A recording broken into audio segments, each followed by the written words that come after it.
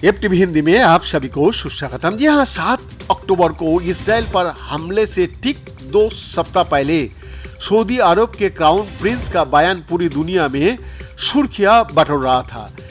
अमेरिकी समाचार channel fox को एक इंटरव्यू में क्राउन प्रिंस मोहम्मद बिन सलमान ने कहा था कि सऊदी अरब और इसराइल हर दिन करीब आ रहा है।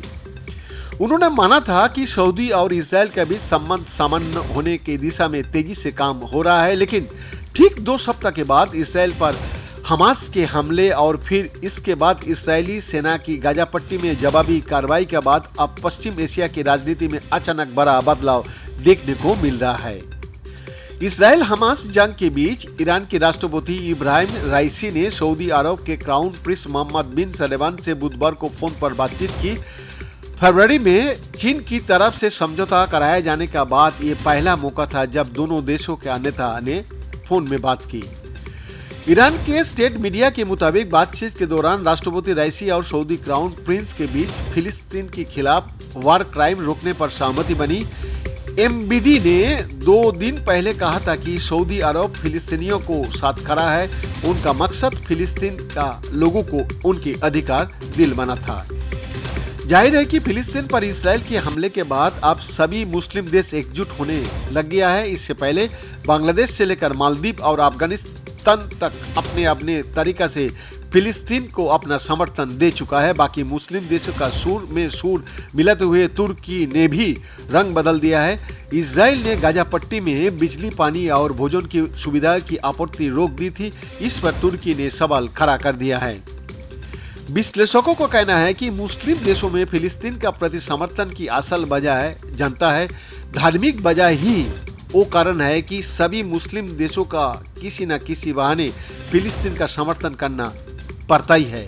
कोई भी देश अपनी बहुसंख्यक जनता को नाराज नहीं करना चाहता है। बीते दिनों लीबिया के जो रुख था, दरअसल इसराइल के साथ पर्दे के पीछे से चल रही बातचीत की खबर सार्वजनिक होने के बाद इस्लामिक देश लीबिया में बवाल शुरू हो गया था। इस दौरान देश भर में जबरदस्त विरोध प्रदर्शन और हिंसा देखी गई। लीबिया के कई शहरों में विदेश मंत्री के खिलाफ नारे लगाए गए और पोस्टर जलाए गए। इस दौरान लोगों ने फिलिस्तीन की झंडे भी लहराया। हत्या कर दिए जाने को डर से तत्कालीन विदेश मंत्री नजल अल मंगोस को देश छोड़कर जाना पड़ा था। अब ऐसे वक्त में जब फिलिस्तीन में इसराइल बेहद आक्रामकता बरत रहा है तो कोई मुस्लिम देश इसराइल के पक्ष में खड़ा दिखने को गलती नहीं करेगा। तुर्की में तो शनिवार की बाद से ही फिलिस्तीन का पक्ष में जनता सड़क पर प्रदर्शन कर रही है। ये है घटना। हमास का आतंकी लोग 400 छोटे छोटे बच्चे का गला काट दिया, बुजुर्ग का बुरी तरह से हत्या की, नारी का इतना बुरी तरह से बलात्कार हुआ और इतना विभत्स रूप से मौत दिया गया। हो क्या रहा है? मरता तो है आम इंसान।